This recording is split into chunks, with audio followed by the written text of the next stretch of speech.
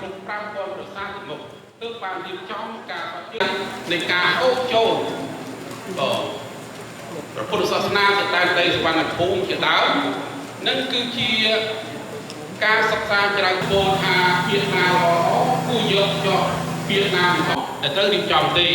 ទោះបីពិធីការឬក៏អគ្គលេខាធិការនិពុតនិងសហការីជុំវិញរបស់ព្រះអង្គប៉ុន្តែបើមានតម្លៃគុណព្រះមហាសង្ឃេតបតីឧត្តមទីប្រឹក្សានិងគណៈកម្មការប្រតិបត្តិគណៈកម្មការនយោបាយសូមអនុមោទនានឹងពុទ្ធបរិស័ទចំណុះជើងវត្តពុទ្ធសាសនរាំងសីទីក្រុង Fresno រដ្ឋ California សហរដ្ឋអាមេរិកដែលបានទទួលរៀបចំបុណ្យមហាសន្និបាតសូត្រត្រៃបិដកនិងមហាវិសាខបូជាពសសកឆ្នាំទី5ពុទ្ធសករាជ2569គ្រិស្តសករាជ2025ដោយសេចក្តីជ្រះថ្លាដ៏ក្រៃលែងក្នុងមហាបុណ្យកុសលពិតៗ Certificate of Appreciation ពុទ្ធិកសមាគមព្រះសង្ឃខ្មែរសហរដ្ឋអាមេរិកហៅកាត់ថាពសសកសូមថ្លែងអំណរគុណយ៉ាងជ្រាលជ្រៅបំផុតចំពោះ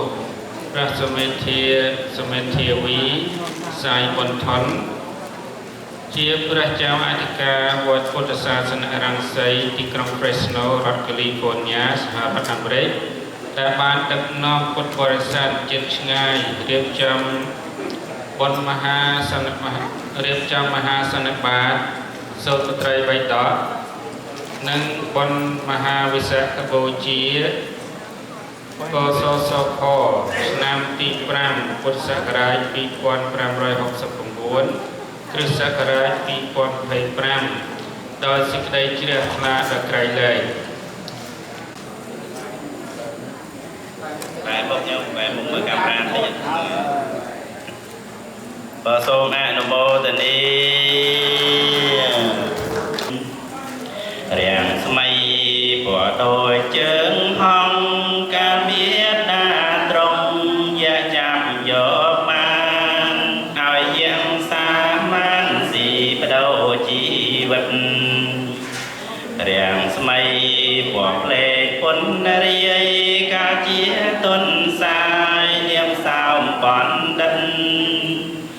ឲ្យទៀនសាច់ឈាមជីវិតដល់អន្តព្រាមបិទថាអត់អាហា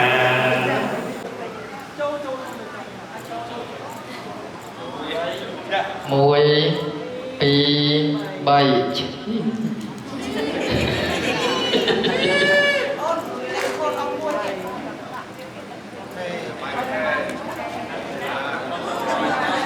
ហើយពីបាយញឹម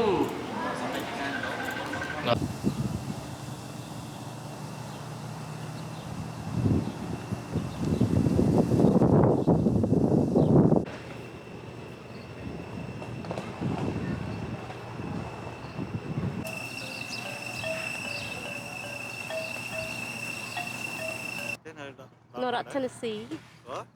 រដ្ឋ Tennessee អូនៅ Tennessee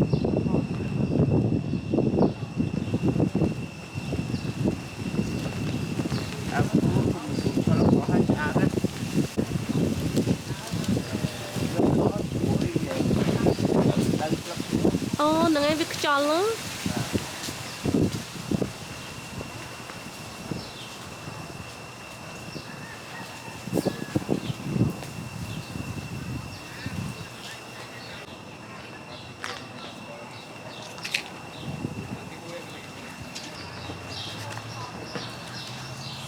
កណាមិននឹកស្មានថាវាស្លឹកនេះវាក្រាស់ណាស់តែស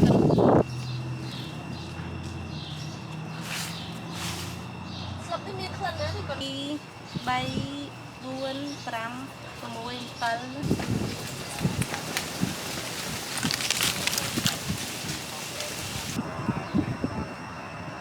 7 អត់ធ្ងន់ណាស់ទេសាច់ហើយបាទ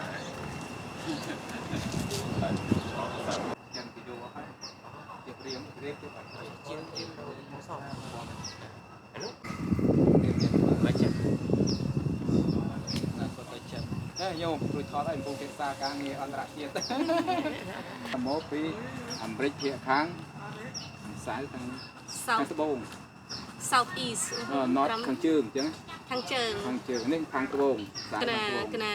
ហ្នឹងហើយមកស្គាល់ពុទ្ធកៈតាមเพจពុទ្ធកៈហើយមកនេះមកជាលក្ខណៈគ្រួសារក៏មកមានព្រះសង្ឃមួយជាមួយ កណាមកម្នាក់ឯង នេះឯង កណា អត់ខ្លាចអាទៀងចាប់ ក៏ពិតទៅកណាធ្លាប់ដើរម្នាក់ឯងយូរឆ្នាំកាលពីមុនមកក៏ធ្លាប់ទៅស្រុកខ្មែរម្នាក់ឯងដែរ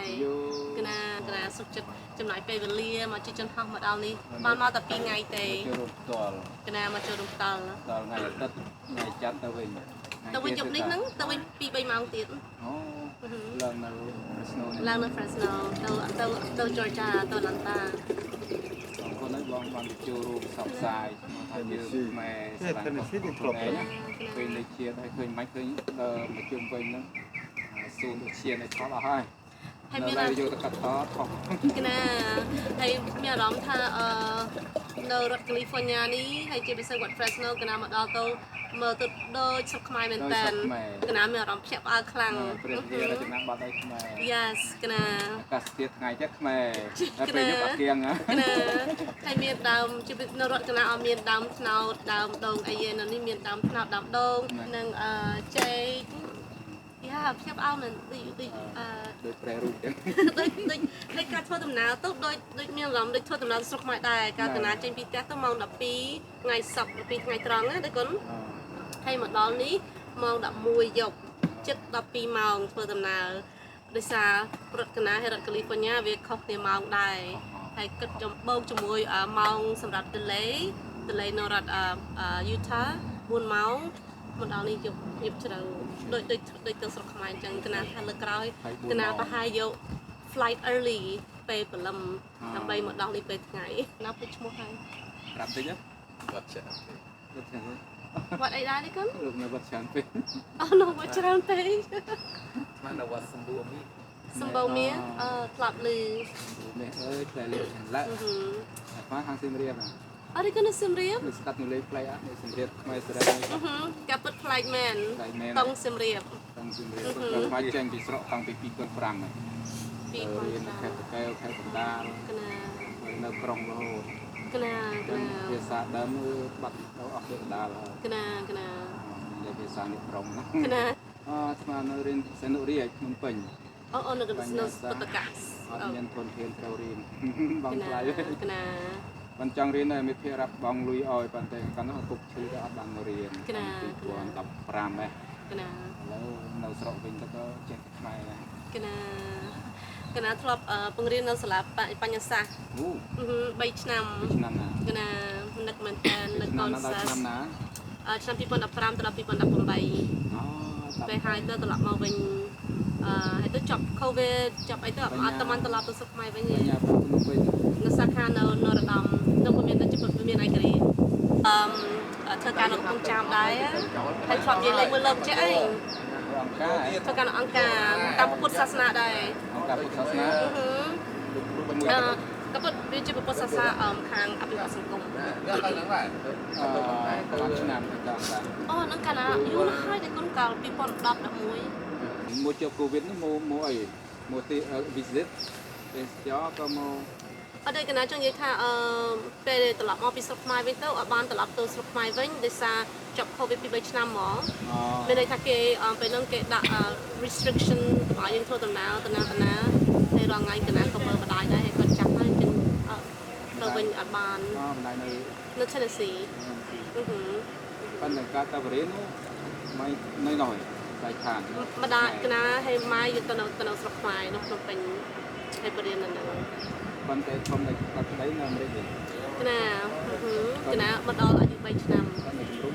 កាលនៅចរំ ប្រហែលឆ្នាំគឺអត់ ឆ្នាំ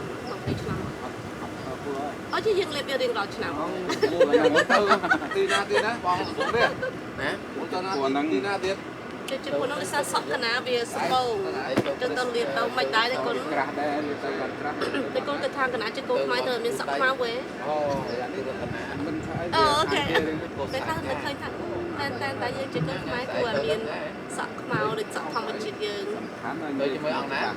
សំប៉ិតមែនតែគុន សម្រាប់ចូលចិត្តមកចូលចិត្តផ្សព្វផ្សាយអញ្ចឹងចូលចិត្តវត្តបានហើយក ណា ប៉ុន្មានគណៈគិតថាការពិតទៅរូបរាងវាអត់សូវសំខាន់អីទេបើសិនណាយើងមានបេះដូងខ្មែរជាពិសេសយើងអាចនិយាយភាសាខ្មែរបានយើងអាចនិយាយជាមួយលោកបានអានឹងគឺជាថាអត្តសញ្ញាណយើងជាខ្មែរហើយណា